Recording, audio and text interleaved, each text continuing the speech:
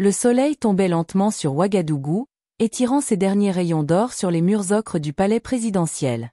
L'air était dense, chargé d'une chaleur sèche et d'une tension invisible que même les ventilateurs d'apparat ne pouvaient dissiper. Ce soir-là, tout était orchestré pour paraître anodin. Une réception discrète, presque banale, en l'honneur d'une délégation américaine venue discuter de coopération sécuritaire régionale. Mais sous les sourires officiels, les regards échangés, les poignées de main bien rodées, se jouait une autre partition, bien plus trouble. Au cœur de cette pièce, parmi les diplomates et les conseillers, une femme se détachait du décor, Helena Westwood, brillante analyste stratégique, ancienne du National Security Council, aujourd'hui conseillère spéciale du département d'État. Blonde, élégante sans ostentation, regard bleu acier et voix posée. Elle avait ce talent rare, dire des choses tranchantes sans jamais hausser le ton. Les Burkinabés présents la regardaient avec une curiosité prudente. Son arrivée avait été décidée à la dernière minute, contournant les circuits diplomatiques traditionnels. Trop rapide, trop soudaine. Comme une pièce qu'on insère de force dans un puzzle déjà fragile. Et face à elle, droit dans sa stature, calme, presque impassible, se tenait le capitaine Ibrahim Traoré. Président de la transition, chef d'un pays en résistance, héros d'une jeunesse africaine lassée de l'ingérence, mais aussi cible privilégiée de ceux qui, dans l'ombre, tiraient encore les ficelles du continent. Il avait cette présence rare qui faisait taire une salle. Une autorité non criée, une intensité dans le regard, comme si chaque mot prononcé pesait son propre poids d'histoire. Quand leurs regards se croisèrent pour la première fois, ce ne fut pas un simple contact visuel. Ce fut une collision. Elle, professionnelle aguerrie, avait été formée pour garder ses distances. Lui, militaire devenu chef d'État, n'avait pas le luxe de l'intimité. Pourtant, en un instant, chacun sut que l'autre n'était pas simplement un interlocuteur. Il y avait autre chose. Un frisson. Une tension. Un défi silencieux. « Monsieur le Président », dit-elle dans un français parfait teinté d'un léger accent new-yorkais, « je suis honoré de vous rencontrer. Vous êtes un homme qui fait trembler les équilibres. » Il sourit, brièvement. Une expression indéchiffrable. « Et vous, Madame Westwood, vous êtes une femme qui semble n'avoir peur de rien. » Ce fut le début. Au fil du dîner, les conversations glissèrent des généralités diplomatiques vers des échanges plus profonds. Ils abordèrent le rôle des puissances dans le Sahel, la manipulation des médias, les mercenaires sans nation, les accords piégés signés sous la menace. Helena posait des questions acérées. Ibrahim répondait avec un calme tranchant. Le reste de la délégation semblait s'estomper autour d'eux. Il n'y avait plus que ce duel, feutré, intellectuel, presque sensuel. Le lendemain, elle demanda à le revoir. Prétexte officiel, discuter des axes potentiels de coopération universitaire. En réalité, un besoin irrépressible de comprendre cet homme qui incarnait tout ce qu'on lui avait appris à combattre, et qui la fascinait. Pendant plusieurs jours, ils se croisèrent, se parlèrent, se défièrent, sous le regard vigilant de leurs entourages. Les mots devinrent plus personnels. Les silences, plus denses. Et un soir, sous un ciel chargé d'étoiles africaines, dans les jardins intimes du palais, elle apparut sans escorte, vêtue simplement, les cheveux noués, les yeux clairs, et le cœur incertain. Il l'attendait, lui aussi seul. Ils marchèrent lentement entre les manguiers et les bougainvilliers, loin des regards, loin des micros officiels, du moins le croyait-il. « Vous savez, » murmura-t-elle en s'arrêtant près d'un banc de pierre, « ce que vous représentez, Ibrahim ? Vous êtes une fracture dans le récit global. Une anomalie que personne ne peut maîtriser. Et pourtant, je ne peux plus penser à autre chose. » Elle se tut, cherchant ses mots. Son souffle était court. Lui ne disait rien, mais ses yeux s'assombrissaient. « Je devrais vous haïr. Vous êtes l'ennemi désigné de mon pays. Vous êtes l'homme contre qui nous construisons des stratégies. » Mais, elle leva les yeux vers lui. Plus de jeu. Plus de rôle. Juste une vérité nue. Je suis tombée amoureuse de vous. Le silence tomba comme un coup près. Les insectes bourdonnaient dans l'obscurité. Au loin, les sirènes de sécurité ronronnaient doucement. Ibrahim Traoré, l'homme que même ses ennemis redoutaient, resta figé. Puis il s'assit, lentement, posant ses mains sur ses genoux. Il la regarda longuement. « Vous comprenez ce que cela implique ? » demanda-t-il enfin. « Pour vous. Pour moi. Pour ce pays. » Elle acquiesça. Des larmes montaient, sans éclater. Je suis venu ici pour observer. Évaluer. Influencer. Mais ce que j'ai trouvé, c'est la seule chose que je n'avais pas prévue. Il soupira, longuement. Et dit simplement. Alors, vous êtes, en danger. Nous le sommes tous les deux. Ce qu'ils ignoraient, c'est qu'à quelques mètres de là, dissimulé sous la table de pierre, un micro-espion captait chaque mot. Et que, dans une salle noire à des milliers de kilomètres, des hommes sans visage venaient d'entendre la phrase la plus compromettante de l'année. Le piège venait de se refermer. La vidéo n'était qu'un extrait. 57 secondes, capté dans la pénombre, avec un son légèrement parasité, mais terriblement clair. On y entendait une voix de femme, tendue, vibrante, dire « Je suis tombée amoureuse de vous ». Puis un silence. Et une voix grave, calme, qui répondait « Alors, vous êtes en danger. Nous le sommes tous les deux ». Le fichier audio, balancé sur une obscure chaîne cryptée, d'un forum panafricain en pleine nuit, avait été visionné plus de 100 000 fois en 2 heures. Un bruit de fond s'était propagé dans les cercles d'intelligence alternatifs. Puis le feu prit. À l'aube, les rédactions s'affolaient. À midi, l'extrait passait en boucle sur Al Jazeera, puis sur RT. À 14 heures, France 24 interrompait sa programmation pour un flash spécial. À 16 heures, un porte-parole du département d'État américain montait sur le podium, visiblement nerveux. Nous n'avons à ce stade aucune confirmation sur l'authenticité de cet enregistrement. Toute tentative d'exploitation politique serait prématurée. Mais il était déjà trop tard. Le scandale avait éclaté.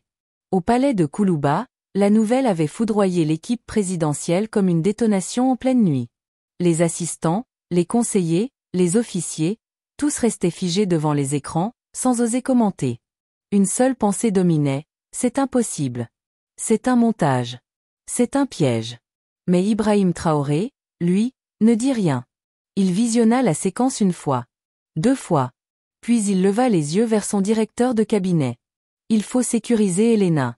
Maintenant. Le silence fut glacial. Même parmi ses plus proches, l'hésitation flottait.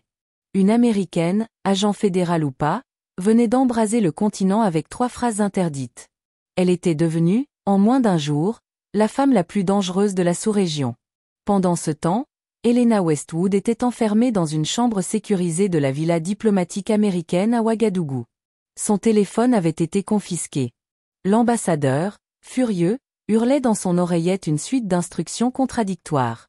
Washington voulait comprendre. Interroger. Vérifier s'il y avait eu manipulation. Ou trahison. Mais Elena restait silencieuse. Elle savait. Elle sentait. Le piège était en marche. Et elle n'était pas censée survivre. C'est à ce moment précis qu'un homme entra discrètement. Un jeune burkinabé, en uniforme civil, les yeux vifs. « Madame Westwood ?» murmura-t-il. « Le président vous envoie chercher. On n'a plus le temps. » Elle hésita. Elle le suivit. Ils empruntèrent une sortie de service, contournèrent 2 postes de garde, puis embarquèrent dans un 4x4, sans plaque. Derrière eux, un signal brouilleur brouillait les fréquences GPS. Une course contre la montre venait de commencer. Pendant ce temps, à Paris, à Moscou, à Pékin, à Londres, les ambassades brûlaient d'activité. Les agents multipliaient les appels codés. Car au-delà du scandale sentimental, c'était un bras de fer géopolitique qui se dessinait. Un président charismatique et anti-occidental venait d'être publiquement séduit par une femme liée à l'un des gouvernements les plus puissants du monde. Pour ses alliés, cela passait pour une faiblesse. Pour ses ennemis, c'était l'occasion rêvée de le faire tomber. Les réseaux sociaux africains s'enflammaient. Amour ou manipulation? Traoré est-il tombé dans un piège? Et si c'était lui, qui manipulait l'américaine? Les hashtags #WestwoodGate et #AmourSouEmbuscade explosaient. Mais l'histoire ne s'écrivait pas dans les commentaires. Au cœur d'une base militaire française désaffectée à une centaine de kilomètres au nord de Ouagadougou, un groupe de 6 hommes recevait une consigne simple. Objectif à neutraliser, code Delta Rouge. Pas d'interférence locale. Opération propre, rapide, silencieuse. Leur cible? Elena Westwood. Pendant ce temps, Ibrahim convoquait une réunion de crise secrète. Dans une pièce sans fenêtre, protégée par brouilleur de fréquences et contre-espionnage, 3 figures étaient présentes. Aïssata Nikiema, chef des renseignements internes. Colonel Diallo, responsable de la sécurité présidentielle. Et Dr Kaboré, cyber-expert en communication de crise. Ce n'est pas un accident, dit Traoré en posant l'enregistrement sur la table. Quelqu'un a planifié cela. Ce micro était dans les jardins. Installé précisément là où nous avons parlé.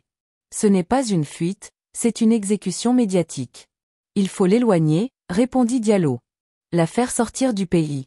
Non, répliqua sèchement Ibrahim. L'expulser, c'est avouer la faute.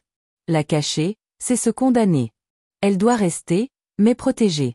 Et surtout, on doit comprendre qui veut sa mort. Pas la CIA? Demanda Kaboré. Je ne crois pas, murmura Aïssata. Trop amateur, trop direct. Je pense à autre chose. Une cellule parallèle. Des intérêts privés. Des gens qui veulent provoquer une déstabilisation, pas un redressement. Elle déposa un dossier confidentiel sur la table. À l'intérieur, photos satellites, extraits de mes cryptés interceptés, traces de virements suspects vers des sociétés militaires privées. Des noms revenaient, Spire.Global, Orion Black OPS, ShadowTech. Tous liés à des ex-agents américains ou français. Tous actifs en Afrique depuis le retrait officiel des forces étrangères. Ibrahim ferma les yeux. Il comprenait. Ce n'était pas une histoire d'amour. C'était un détonateur. Un piège si parfaitement huilé qu'il ne laissait qu'un choix, résister ou disparaître. Il se leva, et déclara simplement. On inverse la stratégie. On ne fuit pas. On enquête. On révèle. Et dans l'ombre, pendant que le monde retenait son souffle, une cellule spéciale fut activée. Le groupe Obsidienne, une unité clandestine d'enquête loyale uniquement au président.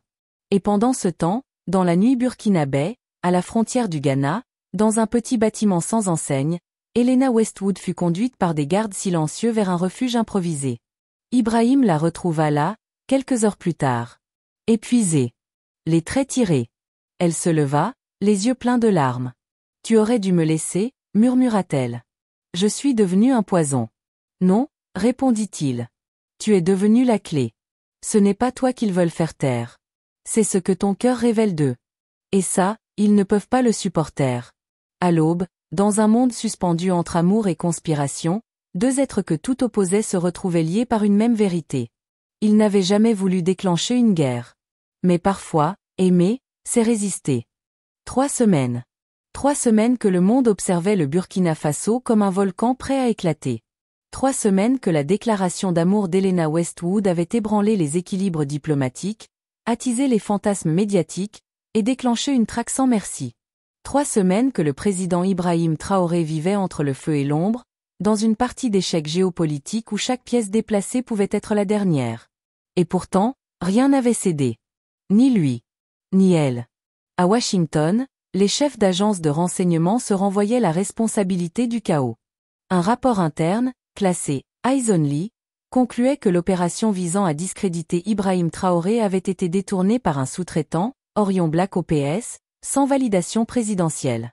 Le nom d'Helena Westwood y apparaissait surligné en rouge, accompagné d'un commentaire laconique. Contact affectif devenu incontrôlable. À neutraliser discrètement. Mais elle avait disparu. Introuvable. Au Burkina Faso, dans un vieux bâtiment désaffecté près de Bobo-Dioulasso, les membres du groupe Obsidienne terminaient leur travail. Des preuves. Des enregistrements.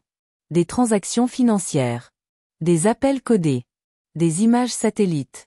Tout pointait vers un plan élaboré par un consortium privé, agissant pour le compte de multinationales menacées par la politique de souveraineté minière de Traoré. Un plan simple, créer un scandale sexuel et diplomatique pour le discréditer. Mais il n'avait pas prévu qu'Ibrahim ne reculerait pas. Et surtout, que l'américaine ne trahirait jamais. Dans une cage souterraine, sous un ancien tunnel ferroviaire colonial oublié, Helena écrivait. Chaque nuit, à la lueur d'une lampe torche, elle compilait les événements. Les noms. Les faits. Les preuves.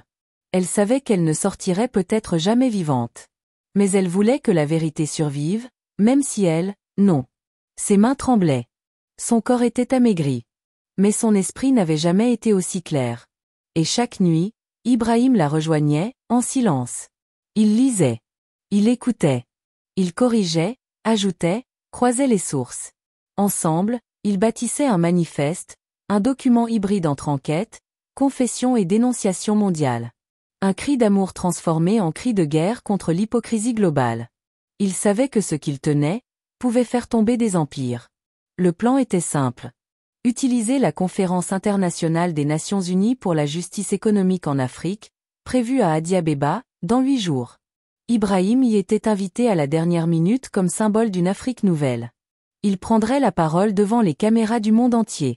Et à la fin de son discours, il révélerait tout. Avec Helena. À ses côtés. En direct. Mais les ennemis aussi avaient leurs espions. Et la riposte ne tarda pas.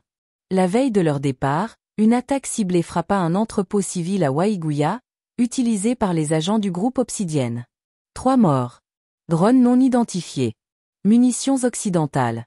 Message limpide, vous n'arriverez pas vivant à Addis. Mais il était trop tard. Addis-Abeba, salle Mandela, 11h45. L'assemblée était bondée. Chefs d'État, diplomates, ONG, journalistes. L'Afrique réunie sous les ors de l'Union. La tension flottait comme un orage. Tout le monde savait que le discours de Traoré serait un moment d'histoire. Mais nul ne savait à quel point. Ibrahim monta sur scène. Lentement. Vêtu de sa tenue traditionnelle verte et or.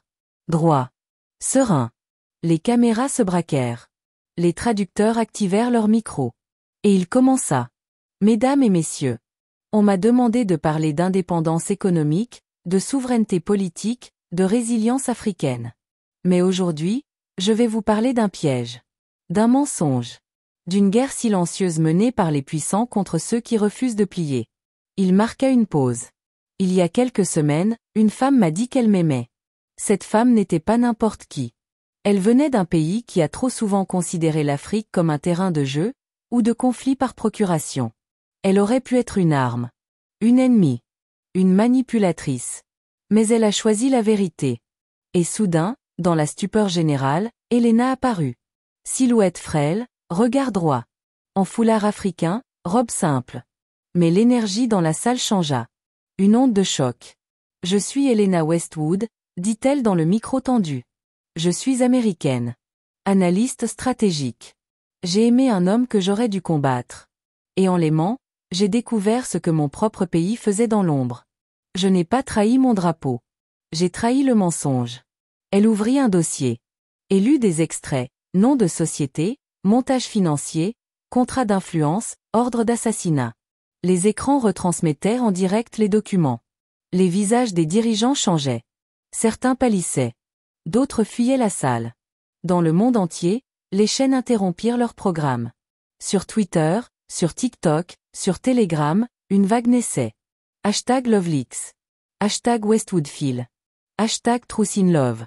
Dans les rues de Ouagadougou, de Bamako, de Dakar, des foules descendaient avec des pancartes. L'amour n'est pas un crime. Le mensonge, oui. Dans les heures qui suivirent, plusieurs gouvernements occidentaux nièrent toute implication. Mais certains dirigeants de sociétés militaires privées furent arrêtés. D'autres, mystérieusement disparus. Helena fut rappelée aux États-Unis. Mais elle refusa. Elle demanda, et obtint, l'asile politique au Burkina Faso. Et Ibrahim Traoré, lui, sortit grandi, plus que jamais héros d'un continent qui voulait écrire sa propre vérité. 6 mois plus tard. Dans une petite maison en périphérie de Ouagadougou, on entend parfois 2 voix, le soir, discuter de politique, d'avenir, de justice. 2 voix que tout opposait. 2 cœurs que l'histoire avait réunis. Et parfois, sous un manguier en fleurs, une main se tend vers l'autre. Pas comme un symbole. Pas comme un défi. Mais comme un serment. Aimer malgré l'orage. Dire la vérité, même si elle brûle. Et marcher ensemble, même quand le monde veut vous séparer.